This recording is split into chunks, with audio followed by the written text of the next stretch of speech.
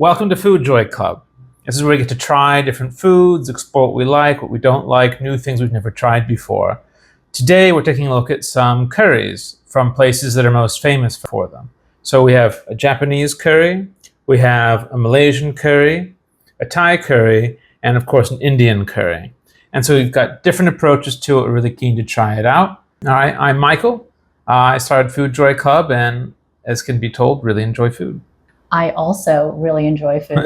I'm Annie. I have absolutely no qualifications other than I enjoy it.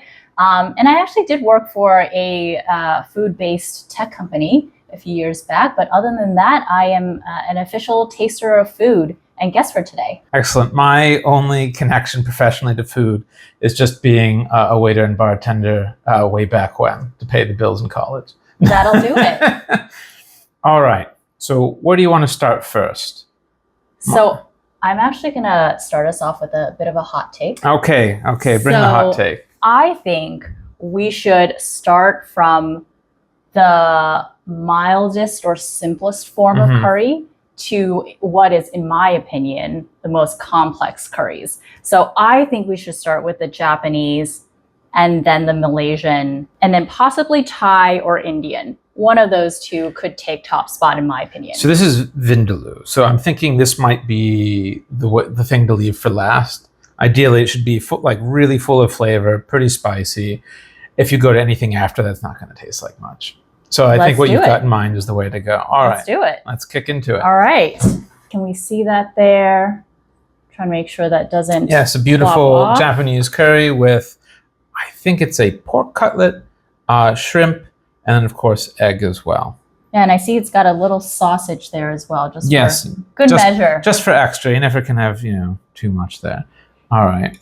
And Michael, you're a vegetarian, right? Yes. So tell us about this experience for you. It obviously poses a lot of challenges with eating, particularly since I lived in Asia for so long, because a lot of stuff is meat-based, right? Either like in a broth or just sort of the main event, the thing that brings flavor. So it's always been challenging. The fact of the matter is, although I try and avoid meat, I'm accustomed to sort of eating around it. And I love flavor. And so at some point I had to make some sort of compromise. And so it's mostly we'll eat the things that aren't meat and pretend that it doesn't have any relationship to the meat bits. And so that's what I'm going to go with here. I do eat egg and dairy, so I will have some of this. So I'm getting a little bit of a head start. So I'm going to dive into this pork cutlet here. And this place that you order from, Michael, they're known for different spice levels, right? I believe so. This one I just got whatever stock standard was. For a Japanese curry, I don't expect much spice. And so the fact that I'm getting any, I was a little surprised because oftentimes they just go with straight mild. The Japanese curries that I've had tend to be just savory. And this one's sort of matching that so far. I mean, I've been to some Japanese curry chains and a lot of them will have levels like 1 to 10 of spiciness. And usually the darker the curry gets, the spicier it gets. So I was a little worried there because this curry looked pretty dark when I was looking at it, but it's actually not spicy. The classic curry that I had, like Hong Kong, China, and Japan, was usually more like a golden brown, very classic color, which is very nice, but it tends to just be savory, unless you ask specifically for something spicy. So first thoughts on the flavor, the texture? Firstly, I am a meat eater. And that pork cutlet, I will say as a side note, is delicious. Curry flavor, standard Japanese curry, on the mild end. It's great. It goes with rice. It goes with any sort of meat. And you could have gotten a vegetable option maybe. I sort of figured we did the classic. Yeah. For these two, they're both vegetarian. That's tofu. Yeah. This has tofu. This one has lamb. I sort of figured let's just go with that. So I've mixed it up a little bit today.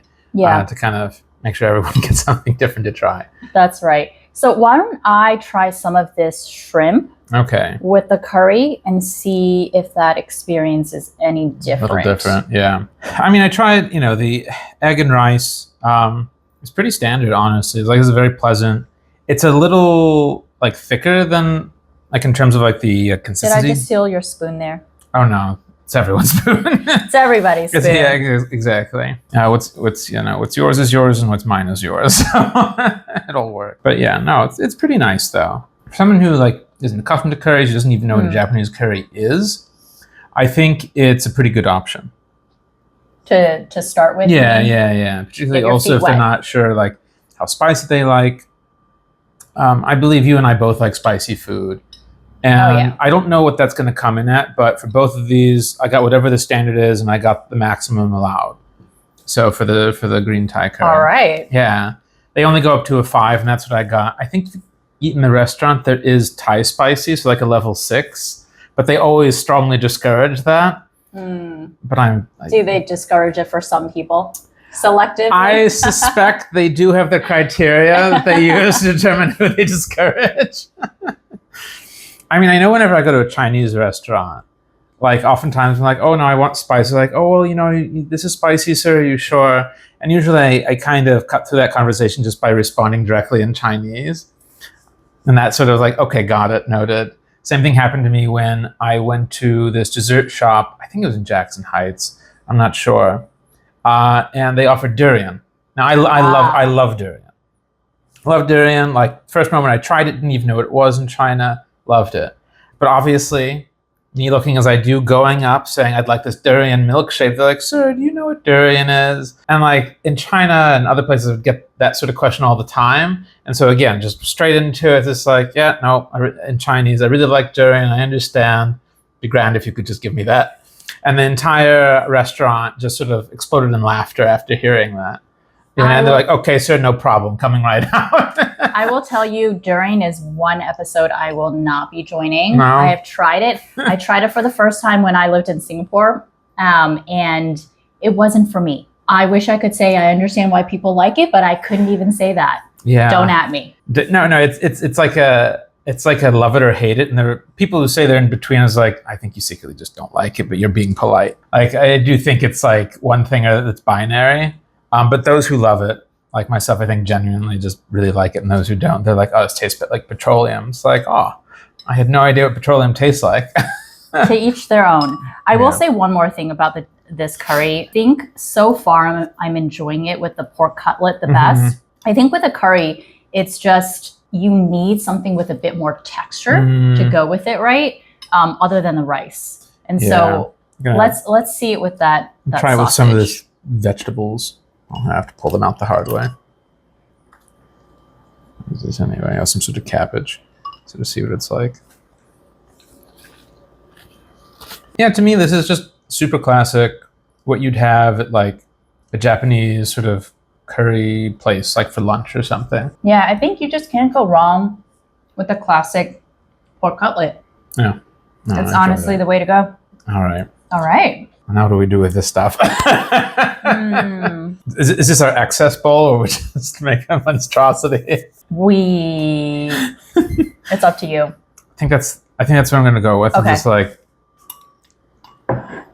Although I'm going to start with this bowl and make. Oh, you know what? Because the curry is a bit of a pain. I think that's a smart move. So now we've got our bits separated. This is sort of like IKEA lunch, right? Where they give you all the separate parts and you have to put them together. So how do we want to go about this? I've actually never had this dish before. So can you explain it a little bit more? What was it called on the menu? That's a great question. I should have looked that up. We're going to find out with our taste buds. Yeah, exactly. For next time, definitely going to make sure I have all the names. Everything else I knew, but this one. And even though I've had a lot of, say, like Singaporean food, which is there's a lot of overlap between Malaysian, I haven't had a ton of this. But basically, this looked like kind of like a classic thing they had on the menu. It sounded solid. I almost want to get laksa, but I was like, I don't think that's a proper curry. I would not qualify that as a curry, but I was thinking about that before I came today. What actually is a curry? Because when I was doing a little bit of research on this, I don't think there's a singular definition for it. It comes in so many different forms and obviously so many different cultures as well that it's really hard to nail down.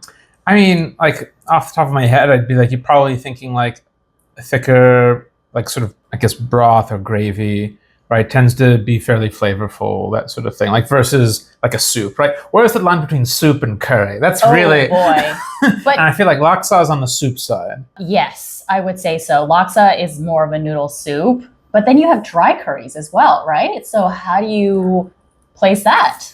Yeah, like dry curries, it just I could say it just has less water. It's like, yes, Michael, that is the definition of dry.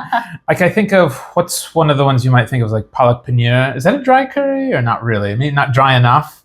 I'm not sure actually. There's a spectrum here. Well, there's definitely a spectrum. You know what? I think we can trust the comment section to help sort us out. So there might be some very angry people in there, but we'll see. It's all right. Look forward to the very thoughtful commentary and learning a little bit about food and humanity at the same time. So you said this is something we have to construct together. Yeah. I think basically we just put this with this. Oh, we're pouring it in. Yeah. You know what? I'm going to let you do the honors. Have the dubious task of I'm just sort of seeing what's, oh man, this is going to be a hot mess is what it's going to be. Here's what it looked like before. Oh, yeah. Right? And we'll show you what it looks like after. I will attempt to be thoughtful with how I'm doing this. Oh, this is not so bad so far. Right? You got it. I got this. It's just confidence. That's all it is. Oh, if it was confidence, then this would not be going as well as it is. All right, I think I've gotten plenty. Dig in. So this is I believe full vegetarian. So all right. Here. I'm going to let you do the get first bite this time. All right. Well, I'm going to take bits and pieces of it, right? What else do we... Oh, we've got some aubergine. Get that. Ta-da. Oh, that might actually be a meat bit now that I look at it. That almost like thing on the kukwa. bottom is a kukwa with some meat in the middle. Do you eat kukwa? I mean, I do. It's definitely not one of my top 100 foods. The top 100. No, it's definitely not. It's like, okay, so like, for those who don't know, kukwa in English is bitter melon. And it has like, bitter isn't even quite the word. Oh wait, those are. I mean, that is literally what it means, but I think it's sorry, that was yours. That I think it's bitter than bitter, honestly. Well, it's got the like astringent. That's the term. That's the word. Astringent. Exactly. Ooh, we are bringing our I know. keywords here today. Yeah, it's like it's bitter, but like there's something else going on. Maybe in the same way like hops has a thing. Like if you have something that's just pure hops, like there's no depth to it, it is not pleasant to drink. You just taste that like I don't know, direct. As much as someone who like say a hoppier beer, I was like, yeah, this is not enjoyable to eat or to drink rather. You're talking to a non-beer drinker here, okay. so I won't be doing that one. So durian and beer, not on the list. not on the list for me. All All right, let's see. All right, so not spicy. In fact, even less spicy than I think. Yeah, there's almost none in there. It's not spicy, But it is flavorful. very flavorful. And honestly, I would prefer it over what we just had. I would have loved to get some noodles in there and maybe some fish balls. It's starting to sound a lot like more like a laksa. It is, and I'm wondering if this place is using the same base for different dishes. Because this is a little thinner. Like it's quite thin. Yeah, it's pleasant, but like the more I'm eating it, I'm just like, this is just kind of like a different flavor of this. Yeah, you add in the fish bowls and a few other things, Right. and you got it.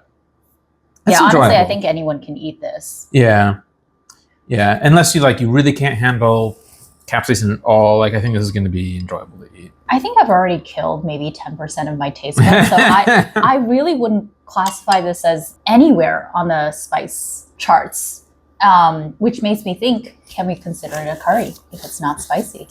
Well, not all curries are spicy, I think. What examples do you have? Well, I'd just say like any curry can be spicy or non-spicy, but I think it's like some Indian ones. Like obviously, I think people think Indian food is spicy, and a ton of Indian food is spicy, but not all Indians eat spicy food, and so a lot of times certain curries or even versions of it will be made with less or almost no like chilies in it. So I don't know. I mean, we could again see what folks think on this one. In order to be a curry, it doesn't need to be spicy. But then I would say classic Japanese curry tends not to be spicy. Mm-hmm. And we would definitely call it a curry. Yeah. I think overall, yeah, I enjoy eating this more than the Japanese one. Like the Japanese was pleasant.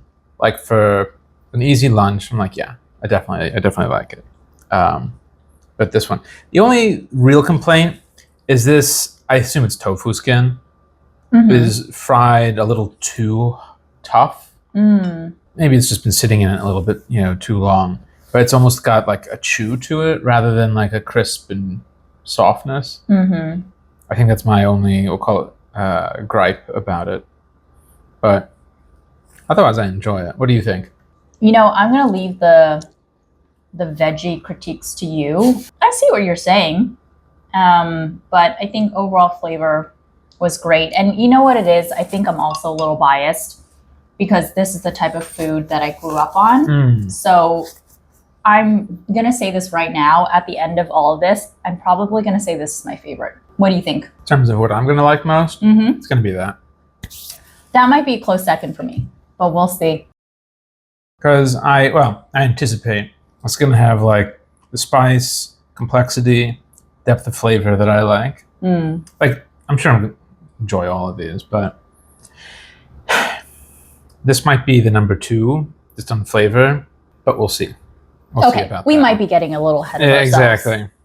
Let's scoot that back over there in its proper place.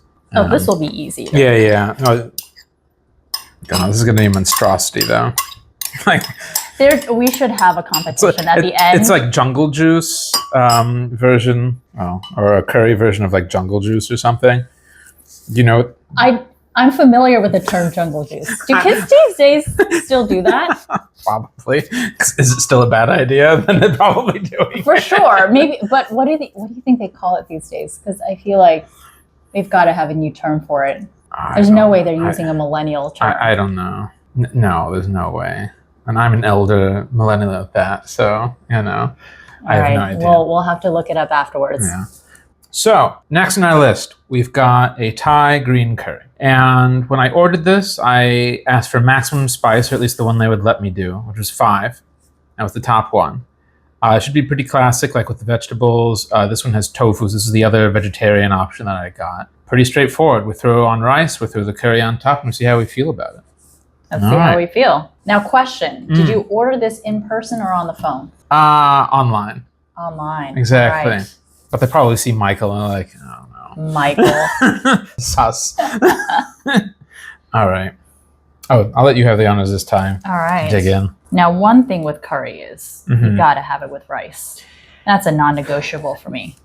I had a Singaporean friend, and huge foodie, which is part of why we were friends. I think Singaporean and foodie is synonymous. They do tend to go together. I have yet to get to know Singaporeans that do not enjoy food. Like, I don't think that's allowed. No. But he was talking about this. It's like, well, yeah, because you have all these sort of sauces, curries, whatever, that are really strong flavors. They tend to be a little saltier, like like fat, whether it's coconut milk or something else. You need something mild to either both sop it up and to sort of balance it. And so something like a white rice is like, that makes so much sense. Because you wouldn't typically like sit there and just eat this directly. I'm sure some people have tried. I'm sure plenty of people. There's always somebody, right? If someone's thought about it, there's someone doing it. Oh, tell us what's on the bottom here. So that's a faux duck. A faux duck. Exactly. I thought I'd try something a little fancy. I thought it was tofu, but yeah, I forgot. Yeah. So it's going to have a bit of texture to it and all that sort of stuff. All right. I'll dig in myself. I actually tried making a green curry once. I did like from scratch, or do you use like some of those? Well, see, what's your definition of from scratch? Like the paste that's used, right? That you took all those ingredients and put it together yourself. I bought the paste. No, I would do the same. It's too much trouble. I bought the paste, but there's still some effort required behind that, sure. And I would say it came out a lot better than I thought it would. It tasted pretty, I would say, comparable to the restaurants in New York. That's all I have to say. I will never claim to say it is authentic. I think that's fine though. Yeah. And I find in general, like when it comes to Thai food, it's very hit or miss in New York City. You've got a lot of places to do your classic pad Thai and what's it, drunken noodle or whatever, and it's fine. Like if you're looking for something specific, to find something that I would call like authentic. Like I know you spent time out in Asia as well, so you're familiar. It's like if you're looking for that, it's a little more difficult to find and for it to be done well. That's great. Solid green curry. Would not call that a 5. No, but this is the one. This is by far the spiciest we've had so far. Yes. I mean, out of 10, I wouldn't give either of those more than a 2. This is coming in. I don't know where. What are you feeling on the spice level? What is the end of the level? Is it the most spiciest thing I've ever had? No, just like if you were just like in a very general way, right? If there's a 1 to 10 spectrum, 10 being probably about as spicy as it's going to get, while still being edible. I'd say this is maybe a 5. Yeah, it's moderate. Yeah, 4 Like or 5. If spicy is not your thing, you're not going to enjoy it. If it is, then you're going to be like, oh, this is pleasantly spicy. I like the texture of the faux duck. It's nice. Have you had real duck before, though? Yeah, probably 30 years ago. I do not remember it very well. I remember it being very oily or greasy or something like that. I can tell because it does not have resemblance to duck. Oh, no, I just like the texture. I don't know if it has duck texture. I'm definitely the wrong person to ask. I just think it's a pleasant texture. That's something I definitely picked up while living in China for so long. Is like a greater appreciation for texture in food. It's so important. And I think that's why when I cook at home, I'm more often than not a little disappointed. Maybe disappointed is the wrong word, but by the time I get to the end of my meal, it feels a little bit one note. And I think it's because there's less variety than I would find if I actually went to a restaurant and they had 10 ingredients in a dish, whereas at home I would probably make the effort to just use 3 or 4, right? Right, yeah. So sometimes you're like, okay, I went to this restaurant. What did they offer that I probably couldn't have done at home? Like oftentimes when I'm going to a restaurant, it's like, I want it to be something I really can't make at home, or it's too much trouble, or... What is your philosophy on that? Would you go to a restaurant where they offered something that you liked, but you knew you could replicate at home? I in principle, like, I mean, just because I can make it doesn't mean I want to put in the effort to do it. I could say I'm busy, or it's been a long day, or whatever. Sometimes it's nice to sit down and it comes to you. Yeah. But there's certain things, like, I think that's why I struggle with a lot of Chinese food. They're like, oh, it's going to be $20 for like this basic like noodle dish or stir fry or something like that. I'm like, man, I can make this at home. It's going to be at least as good. So it depends on the cuisine as well. If it's something I'm more familiar with, which Chinese is definitely the case, then yeah. Like getting, say, like an Indian dal is also, because I make those all the time. They're cheap and easy to make. They just take a little bit of time, and they can be super tasty. So it would be something that I just don't know how to make very well. That really is why I'd want to go to the restaurant. Yeah, I'm same here with me. I mean, overall, the flavor is pleasant.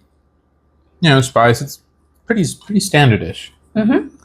Very standard, enjoyable. Yeah. Something that I would have after a long day at work. And I didn't want to think. And it's comforting. Yeah, no, for sure. No complaints, no rave reviews either. I would say so. Yeah. I love Thai food in general, though. What's one of your favorite dishes? Probably a tom yum. I've had some great ones out in Thailand that made me cry. But I have no regrets. It was great. Highlight of my life. I think one of the best things, this was usually when I was in China, I'd be going to like Hunan or Sichuan, which are known, as you know, for the spicy food.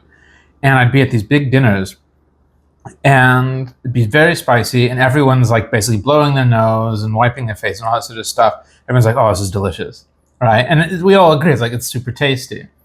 There was this one guy who basically he'd started losing his hair and he just sort of shaved it off. So at the end of this, he just takes a cloth and wipes his head. That's easy cleanup for Yeah, sure. Exactly. But you just, it'd be like these tables of like 20 or 30 people, and you just hear everyone blowing their nose, and like, this is amazing. What's the worst experience that you've had eating something spicy?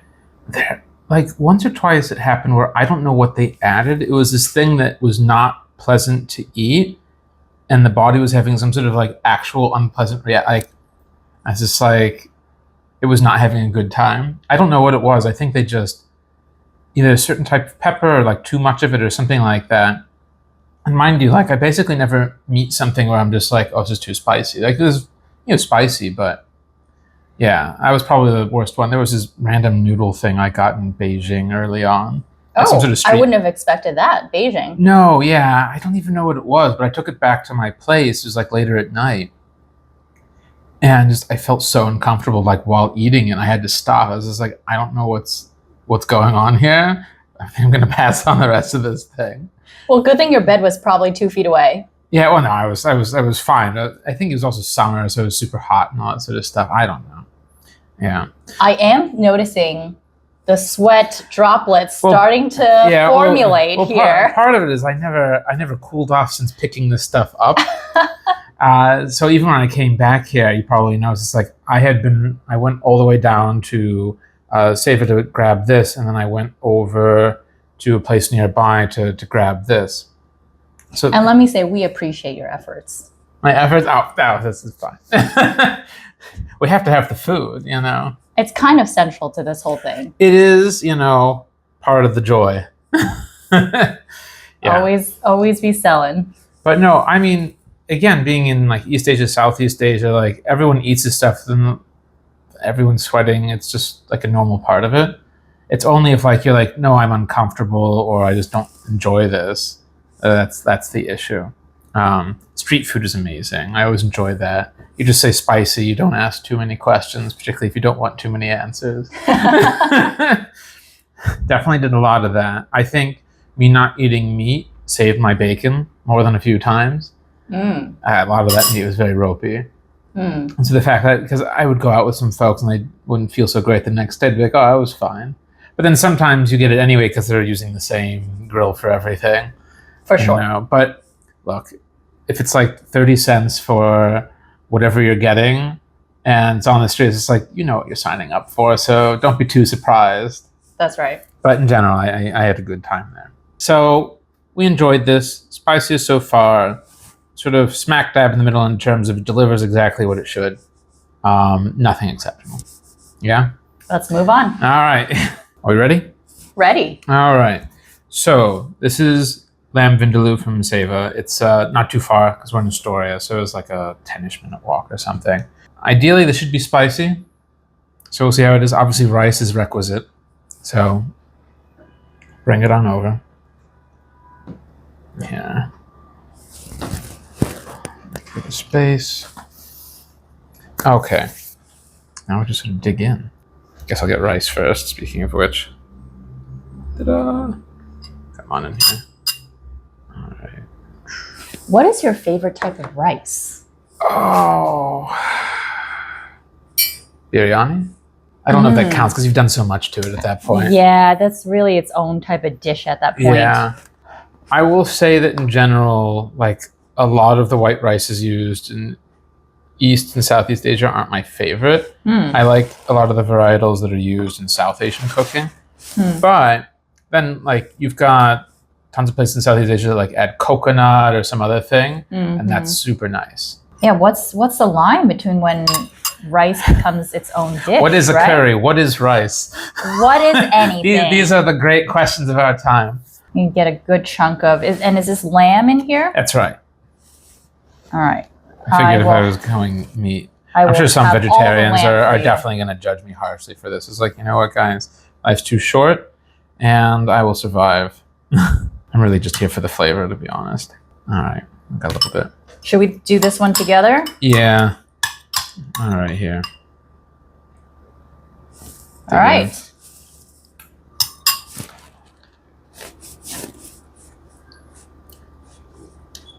This is probably the spiciest. I don't think I had enough of that curry in that first bite. I'm sure people are probably judging me. That's good. Decent amount there. All right, just to prove myself. There you go. But it's got, like I said, nice depth of flavor. I think it's tomato-based-ish.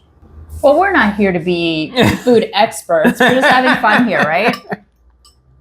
I would say this is not the spiciest Vindaloo. I've had spicier. But it's definitely starting to make me sweat.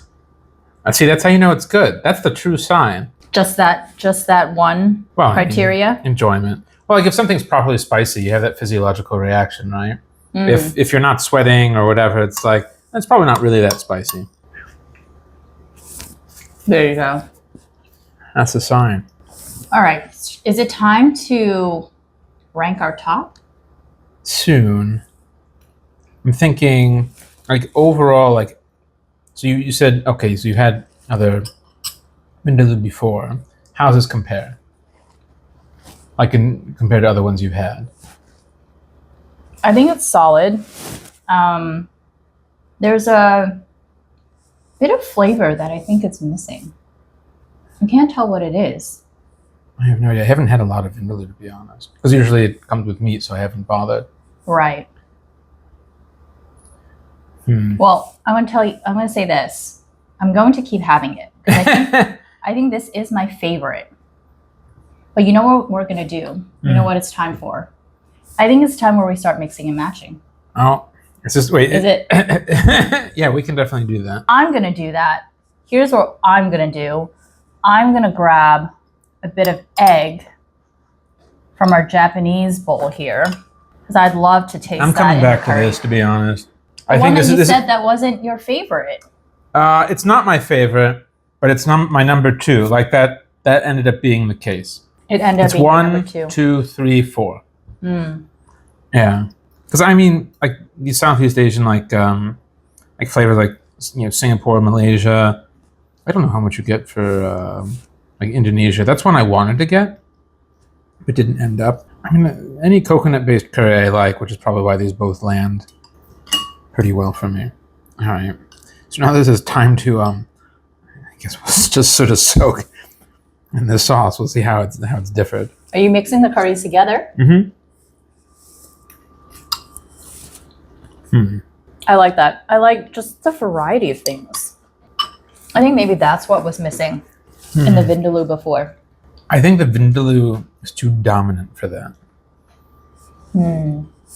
It is good because obviously this alone didn't have any of that. But when I had like the coconut and the Vindaloo sort of sauce together, I really just tasted Vindaloo. That's fair. And I'm going to have to eat my words here because that heat is starting to build. I kept having more. I was like, I'm going to regret this. But I am definitely going to regret this. But it's tasty. And that's the thing. It's like, I enjoy it. It's like, yes, I know I'm going to sweat and like all that sort of stuff. I was like, so what? Whew. I think you with curry, you just got to like let the energy out because you're just taking in all this heat, right? And what's that? There's a you were saying this before. There was a physiological reaction. Yes. Basically, your body is like, why are you poisoning me? Sure, maybe that's it. But isn't there a physics equation or theorem? Newton's law. There's a lot motion. I mean, these are all things. These are all words that I'm saying. Yes, I acknowledge these words. Yeah, there's probably some sort of scientific something that speaks to this. An equal motion in one direction has to push it. It's like a pendulum, right? I'm getting there. I'm getting there. Equal force. What is it? Now I'm starting to get delirious. It's the spice, I guess. It's the Vindaloo. Yeah, but I think my point still stands. You take in the energy and you got to give the energy back out. Whether it's in the form of adrenaline or energy, you got to release it. It's got to go somewhere, right? I do enjoy this. It's got to go somewhere. It's like hot take science. You're welcome all. My work is done here. But something like this is also why you need rice, because if you don't, it's just gonna like all that capsaicin is gonna hit directly on your stomach and just like burn a hole through it. Doesn't matter how much you like spice. There's like some things it's like it's like very acidic and all of that. That's a very smart take. Why would you eat like a lot of this like super spicy like mapo tofu and such, like in China? And first you want it just because it's such a strong flavor, but also you realize if you just ate all that spicy stuff and like a few other dishes without rice, you were gonna feel it. Like other people would be like, "What are you doing? Not eating rice?" Which made me feel like, okay, this is the proper way to do it. There's like a reason this is all done. It's like, yes, we enjoy this, but like also you need something to sop up all that different stuff. Yeah, you probably know the Chinese phrase. Mapo tofu is one of those dishes where like there's a phrase that basically means it goes really well, right? So it like helps the rice go down, right? So it's like there's a phrase, typically I cannot think of it, but yeah, very saucy, can be spicy types of dishes, like very flavorful. Yeah. Essentially a curry, right? I think we found the definition of a curry almost, right? We're getting there. So what's the definition? Goes really well with rice. I think I like how we had more things like we got it. Tastes good with rice. Tastes good. Tastes good with rice. What is a curry? Tastes good with rice. Thank you for coming to our TED Talk. All right, bye now. All right. So I know earlier I already gave you my rankings in terms of sort of all were good. Like I didn't dislike any of them. But that comes in fourth. The green Thai curry comes in at number 3. The Malaysian, we'll call it curry, comes in at number 2, and then the Vindaloo at number 1. I might have to agree with you, except for the fact that I just think I really like the pork. Okay, see, I guess I missed out on that bit. You're missing out, Michael. Sorry, I have failed at Food Joy right there. No, Food Joy comes in all kinds. I'm gonna go back in with this pork cutlet here, and then. Well, I know like meat barbecue usually adds a lot of flavor, and also if it was still crispy when you had it, that probably is like nice texture with like the thick sauce and the rice and everything. All right, here we go. Pork katsu with vindaloo sauce. Oh man, that's a lot going on. I also throw on like the coconut curry while you're at it. Japanese vindaloo. 2 thumbs up. Okay. Would do it again. Well, good news. There's more bites to go.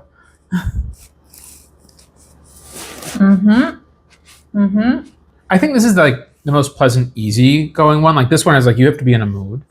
You definitely have to be in. Like I like it, but like it's not something you casually like get for like a quick lunch or whatever. It's like no, I want something like proper spicy. I'm in that. That's what I need. This is something you go in. Like again, this is basically like laksa adjacent. It's like that's a perfect lunch meal. Well, now I want to get. I want to ask you a question here. All right. Would you bring any of these dishes to work for lunch? Let's go. We're talking about cultural immersion. The thing is, I would, but I have long since learned that not everyone is down with what I would bring. Sure. I mean, if I had my way, I'd bring durian, but I know that's going to get me fired. So definitely against the rules. I like the places that I would see like hotels and such, and they just have a sign. You can see it's like an image of a durian, just like the cross. There's like, yeah, absolutely not. I wouldn't bring this one because like you're just gonna like if you're at the office, it's just people watching you sweat. Sure. So that's more of a physical, visual reason. The full sensory experience for me and them. Yeah. Too much for everyone. Yeah. I think these are the two like was it office lunch friendly ones?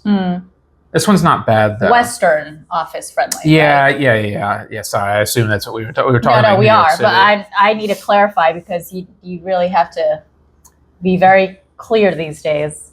Yeah, no, I agree. Yeah, like in China, I don't know if this is office lunch friendly. This one, I think those 3 would be probably fine. I don't know about this one yet. But I mean, you could just bring it. Like, if people don't like watching you sweat, that's their problem. I don't know. Give people a show. Exactly. Or you get one of those like single person like little meeting rooms to yourself for lunch. And no one can use that meeting room for the rest of the day. That needs to be aired out. Some people, yeah, I still like have to remember that for a lot of people, their threshold for like strong scents and flavors is relatively low. Because just so many places I was in, it's like everything's a strong scent or flavor, so just like whatever. Yeah. And obviously durian is in its own little category, along with like stinky tofu and some other things, right? So for me, I'm just like, yeah, unless it's like really pungent and it's gonna like stick in your clothes and all that sort of stuff, I personally don't care. Yeah, and I think there are different thresholds, right? Yeah. But when you're comparing this to sandwich and a salad, which I never bring, yeah. You know, when I lived in Asia, I ate salads and sandwiches for lunch. Not all the time. I ate local Asian food too, which is what I grew up eating. And I would get made fun of for eating a sad Oh, really? That's funny. Sandwich at my desk. Because you were in Shanghai, right? I was in Singapore. Oh, Singapore. Oh, my bad. For a couple years, that's right. And, you know, as we said before, Singaporeans love their food. Yeah. And they go out for lunch. And like a lot of the concept of eating a sandwich by yourself at your desk is... You're really selling it. It's sad. Yeah. So in Hong Kong, that's fine, right? Because there's a big mix there, and a lot of like even locals will just have that sort of thing. There's a lot of the like British chains, I can't even remember all of them, around. So people go in for like a quick thing, prepackaged, sandwich, what have you. You've got all these cheap places where you can get a perfectly good meal for a few bucks, right? US. I miss it so much. Yeah, because even if I go to a place near me, like for what to me is like a very basic Chinese thing, it's like, yeah, it's going to be $15. I'm like, yeah, all right. It hurts. It really hurts. Yeah, and it's also sort of like once you've kind of had the real thing and it's cheap, you come back or you come here and you have it. It's like, first of all, it's going to be much more expensive, and we'll just say quality will vary. So you feel like that disclaimer. Quality may vary. Yeah. No promises. No promises. No guarantees. But that'll be $20. Thank you very much. $20 for no guarantees. That's right. Yeah. Okay. Cool. All right. So this was your idea, doing sort of the curries. I know you threw in some of the ideas for places to order. I did a few as well. Like overall, do you think we had pretty good representations of each one? Or do you feel like we could do better for any or all of these? I hesitate to say that we really represented the world's curry. We definitely fallen short. I would not claim that. I think even within each of these cuisines, there's so many different types of for curry, sure. right? For sure. And then there's also West African curry, Caribbean curry, Sri Lankan curry. There's just so many that I think maybe a little bit less accessible in New York, so we didn't get a chance to try that today. Right. I think that's the issue. It's like there's so much diversity. There's differences within, like, say, India, right? And this is already oversimplifying north versus south, right? But then different states, and you throw in like Sri Lankan and all this different stuff. And there's just a lot of different options, styles, qualities, right? It's like you could just like, okay, maybe this is the better metric for us, like lunchtime curry. Oh. Maybe that's our metric this time, a lunchtime curry. It's like, how do these stack up as like a lunchtime curry option? I think these are great lunchtime curry options. Same. Very standard. The Japanese one is probably the easiest and the most transportable. Yeah. And we said it was a starter one, right? Right. Because these are both obviously very saucy. And so, you need the rice. This is somewhat transportable, but not everyone may appreciate what you have to bring to the office when you show up with this. I sometimes forget that not everyone's down with that. It's like, but the flavor was pretty good, right? The spice was definitely there. Which is what you expect from a Vindaloo. I've had some where I'm just like, where's the kick? The kick was there. It was there, yeah. I had to pause for a moment, but best believe I will be digging in more later. I think we've got our homework cut out for us for the next things to do. I think so. With just all of the world's food, we'll sort of get it sorted out. We start with lunchtime curries and take it from there. Well, thank you so much, everyone. This has been fun. I hope you've enjoyed it as we sort of ran our way through some different curry options, how we feel about them. Let us know if there's some different stuff you want us to try out, how you feel about some of these yourself, if you've tried some, and what you think and what your recommendations are. We'd love to hear from you.